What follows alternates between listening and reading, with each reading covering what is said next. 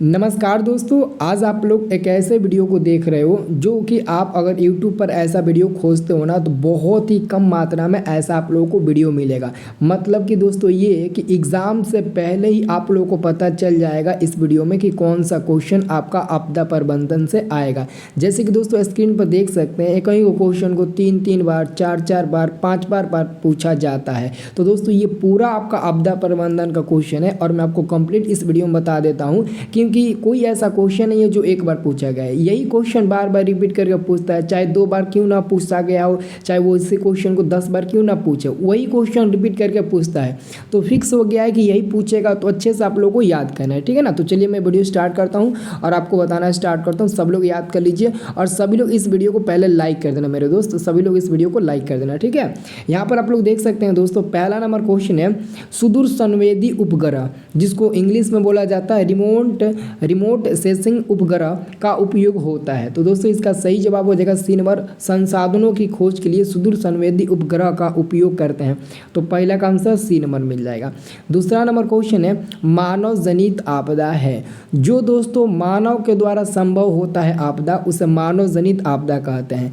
जैसे दोस्तों आतंकवाद फैलाना मानव का काम है, तो इसका आंसर क्या होगा, सी नंबर मिलेगा, ठीक है। तो आंसर आप लोगों का दूसरा का सी नंबर मिल जाएगा। तीसरा नंबर दोस्तों आपका क्वेश्चन है आपदा प्रबंधन का मुख्य घटक क्या है। आपदा प्रबंधन का मुख्य घटक क्या है, तो स्थानीय प्रशासन, गांव तथा मोहल्ले के लोग, स्वयं सेवी संगठन। तो इसका आंसर हो जाएगा डी नंबर, इनमें से सभी आपदा प्रबंधन का मुख्य घटक है। तो सी इसका आंसर मिल जाएगा आपका डी नंबर दोस्तों। अब दोस्तों अगला क्वेश्चन है मकान में आग लगने की स्थिति में क्या करना चाहिए। अगर आपके मकान में आपके घर में यानी कि मकान में आग लग जाए, भगवान न करे ऐसा हो, तो आप सबसे पहले क्या मतलब कि करने की कोशिश करेंगे। ऑप्शन के अनुसार दोस्तों हम लोग ऑप्शन नंबर ए को करेंगे, क्योंकि सबसे पहले हम लोग अग्निशामक यंत्र को बुलाना चाहेंगे, क्योंकि घर में आग लगी हुई है तो कितना बाल्टी पानी फेंकेंगे, आग तो बुझेगी नहीं ना। तो हम ऑप्शन नंबर ए को टिक लगाएंगे। अगला क्वेश्चन है इंफ्रारेड कैमरा का प्रयोग निम्न में से किस आपदा में किया जाता है। इंफ्रारेड कैमरा का उपयोग, देखिए मलबे के नीचे दबे हुए लोगों को पता लगाने के लिए ना इंफ्रारेड कैमरा का उपयोग किया जाता है, ठीक है ना। तो यहाँ पर दोस्तों नहीं है, बाढ़ में, भूकंप में, सुखाड़ में नहीं होता है। मलबे के नीचे दबे हुए लोगों को पता लगाने के इंफ्रारेड कैमरा का उपयोग होता है। तो आंसर आपका डी नंबर मिल जाएगा। अब देखिए अगला आपका क्वेश्चन है 6 नंबर, सूखे के लिए उत्तरदायी कारक है। सूखे के लिए मतलब कि सूखा क्यों आता है और उसका कारण क्या है। दोस्तों सूखा का कारण है वर्षा की कमी। अगर आपके एरिया में बारिश कम हो रही है ना, तो पक्का धीरे धीरे आपके एरिया में सुखाड़ पड़ने लगेगा। तो आंसर आपका हो जाएगा ये नंबर 6 का। अब दोस्तों 7 नंबर क्वेश्चन देखिए, ये 7 नंबर क्वेश्चन है निम्नलिखित में कौन संचार सेवाओं का अंग है। संचार सेवाओं का अंग क्या है, तो दोस्तों यहाँ पर आपका आंसर क्या होगा, ऑप्शन नंबर ए में समाचार पत्र, टेलीफोन और टेलीविजन दिया है। तो 7 नंबर क्वेश्चन का आंसर आपका मिल जाएगा डी नंबर, सभी हो जाएगा। 8 नंबर क्वेश्चन है सर्वाधिक भूस्खलन प्रवण राज्य कौन सा है। तो 8 नंबर क्वेश्चन का आंसर हो जाएगा उत्तराखंड। मतलब कि उत्तराखंड में सबसे ज़्यादा मतलब ना भूस्खलन या फिर दोस्तों धरती डोलना, भूकंप, इस सब मतलब कि ज़्यादा संभावना होता है उत्तराखंड में, ठीक है ना। उत्तराखंड याद रखना, ये बहुत इंपॉर्टेंट क्वेश्चन है, ठीक है दोस्तों। मैं आपको बताना चाहता हूँ, अगर आप लोग 10th का फाइनल एग्ज़ाम दे रहे हो, फाइनल एग्ज़ाम, और आपकी तैयारी मतलब कि अच्छे से नहीं हो पा रही है, या फिर अभी तक आपने अच्छे से तैयारी नहीं किया है और आपका जो परीक्षा है वो बहुत नज़दीक आ चुका है, आप लोगों का टेंशन हो रहा है, तो दोस्तों टेंशन मत लीजिए। आप ना VBI ऑब्जेक्टिव और VBI सब्जेक्टिव मेरे से ना ऑल सब्जेक्ट का आप लोग ले लीजिए और अच्छे से उसको रिविज़न कर लेना, पढ़ लेना, याद कर लेना। एग्ज़ाम में पूरा 100 में 100 टकरा जाएगा, आप एग्ज़ाम में अच्छे नंबर भी ला देंगे। तो वो दोस्तों मैं दे रहा हूँ मात्र 199 रुपये में, ऑलरेडी मैं हर साल देता हूँ, इस बार भी उतना ही मैं दे रहा हूँ, ठीक है ना। तो अगर आप लोग लेना चाहते हो तो ले सकते हो, आप लोग ऑनलाइन पेमेंट करना, अपने व्हाट्सएप पर PDF प्राप्त कर लेना, मैं दे दूंगा, ठीक है ना। ये मेरा नंबर नोट कर लो 9693779407, ये मेरा नंबर। अगर आप सबको लेना है तो इस नंबर से संपर्क करके ले सकते हो, ऑनलाइन पेमेंट करके, ठीक है ना। आप किसी से भी पेमेंट करा सकते हो, मैं आपको आपके नंबर पर भेज दूंगा, ठीक है ना, तुरंत भेज दूंगा, ठीक है। तो आप लोग नंबर नोट कर लेना। अब दोस्तों अगला हमारा क्वेश्चन आता है, अब तो टेलर शुरू हो गया है 9 नंबर से, बिहार का कौन सा भाग सर्वाधिक सूखा प्रवण है। मतलब कि बिहार का 2 भाग है, मतलब कि एक भाग में सूखा रहता है, तो एक बाढ़ में एक मतलब ना एरिया में, एक एरिया में आपका क्या रहता है, बाढ़ से पीड़ित रहता है। रहता है। तो जो आपका दक्षिणी बिहार है ना, वो हमेशा सूखा से पीड़ित रहता है और उत्तरी बिहार हमेशा बाढ़ से पीड़ित रहता है। और आपका अगला क्वेश्चन है, मलबे के नीचे दबे हुए लोगों को पता लगाने के लिए किस यंत्र का उपयोग किया जाता है? तो इंफ्रारेड कैमरा का। मैंने बोला था ना, तो आंसर आपका मिल जाएगा सी नंबर 10 का, इंफ्रारेड कैमरा का उपयोग किया जाता है। अगला दोस्तों क्वेश्चन आपका है, निम्नलिखित में प्राकृतिक आपदा, तो जो दोस्तों आपदा प्रकृति के अनुसार होता है, अपने आप होता है, वो हमारा प्राकृतिक आपदा है। तो जैसे दोस्तों भूकंप दोस्तों अपने आप आता है, कब आएगा कब नहीं आएगा ये किसी को पता नहीं चलता है, इसलिए आंसर ये सी नंबर मिल जाएगा। और 12 नंबर क्वेश्चन देखिए, रिकॉर्ड तोड़ा है दोस्तों, रिकॉर्ड तोड़ा है दोस्तों, एकदम पक्का दोस्तों इस बार क्वेश्चन पूछेगा। बिहार का शोक किस नदी को कहा जाता है? तो दोस्तों कोसी नदी को कहा जाता है, आंसर आपका बी नंबर मिल जाएगा, इसे याद कर लेना।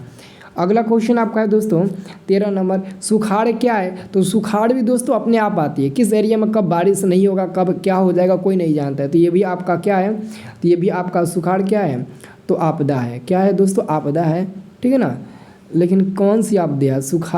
सुखाड़ दोस्तों आपका मानव जनित प्राकृतिक आपदा होगा ना, तो यहाँ पर प्राकृतिक आपदा दोस्तों ऑप्शन में नहीं दिया है। अगर प्राकृतिक आपदा ऑप्शन में नहीं दिया है ना, तो हाँ सुखाड़ क्या है? आपदा है, मानव जनित आपदा नहीं होगा, सामान्य आपदा भी नहीं होगा। देखिए यहाँ पर प्राकृतिक लिखना हमको लगता है भूल गया, तो चलिए भूल गया तो हम लोग क्या करें, हो सकता है कहीं ऑप्शन में ही ऐसा ही दिया रहे। तो आप लोग बताना सुखाड़ क्या है? तो आपका एक प्राकृतिक आपदा है। अगर ऑप्शन में प्राकृतिक आपदा रहता तो हम लोग टिक लगाते हैं, और नहीं है तो हम लोग नहीं टिक लगाएंगे। अगला क्वेश्चन है, महासागर तल के कंपन का परिणाम क्या होता है? ये क्वेश्चन देख लो कितना बार पूछा गया है। महासागर तल के कंपन का जो परिणाम होता है वो दोस्तों क्या होता है? तो सुनामी होता है। अगला क्वेश्चन दोस्तों, पृथ्वी की सतह पर पहुंचने वाली भूकंप तरंग क्या होती है? सबसे पहले तो वो होती है पी तरंग, पी वेव होती है। ऑप्शन नंबर ए आपका सही जवाब हो जाएगा। अब दोस्तों अगला क्वेश्चन देखिए, अगला क्वेश्चन है, निम्नलिखित में कौन मानव जनित आपदा नहीं है? मतलब कि मानव जनित आपदा नहीं होगा, मतलब कि वो प्राकृतिक आपदा होगा, मतलब कि प्राकृतिक आपदा जो प्रकृति का देन होगा। तो यहाँ पर सुनामी आपका हो जाएगा, ये प्रकृति का देन है ना, ये सुनामी कब आएगा कब नहीं आएगा किसी को पता नहीं चलता है। बाढ़ के समय लोगों को निम्न में से किस स्थान पर जाना चाहिए? अगर आपके गांव में बाढ़ आया है तो उस समय आप क्या करेंगे? तो सबसे पहले आप खोजेंगे आपके गाँव में ना ऊँचा जगह कहाँ पर है, वहाँ पर आप चले जाएंगे। तो ऊँची भूमि वाले स्थान पर हम लोग जाना चाहेंगे। अगला क्वेश्चन दोस्तों, सुनामी का प्रमुख कारण क्या है? दोस्तों सुनामी का प्रमुख कारण है समुद्रों में भूकंप का आना। समुद्र में भूकंप का आना सुनामी का प्रमुख कारण होता है। अगला क्वेश्चन, सुनामी किस स्थान पर आता है?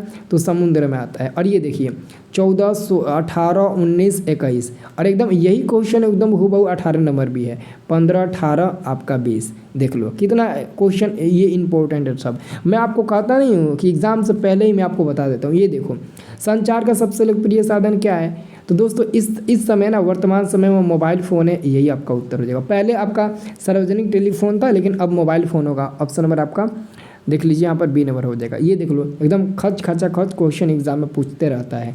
अब देखो, निम्न में प्राकृतिक आपदा नहीं है, मतलब कि वो प्राकृतिक आपदा नहीं है, मतलब कि मानव जनित आपदा होगा। तो आतंकवाद देख लीजिए, ये प्राकृतिक आपदा नहीं है बल्कि मानव जनित आपदा है, क्योंकि मानव के द्वारा ये फैलाया जाता है। तो ये देखिए ये भी खच एग्जाम में पूछा जाता है। अब देखिए अगला क्वेश्चन, भारत में अत्यंत विनाशकारी भूकंप आया था? तो दोस्तों 1934 में आया था, बहुत ही विनाशकारी भूकंप आया था 1934 में। अगला क्वेश्चन है, नदियों में बाढ़ आने का प्रमुख कारण क्या है? तो जल की अधिकता, वर्षा की अधिकता। तो दोस्तों याद रखना, इसका सही जवाब मिल जाएगा आपका 23 नंबर का सही जवाब मिल जाएगा वर्षा की अधिकता। नदियों में भूकंप आने का कारण है वर्षा की अधिकता। अगला क्वेश्चन है, भूकंप केंद्र के ऊर्ध्वाधर पृथ्वी पर स्थित केंद्र को क्या कहा जाता है?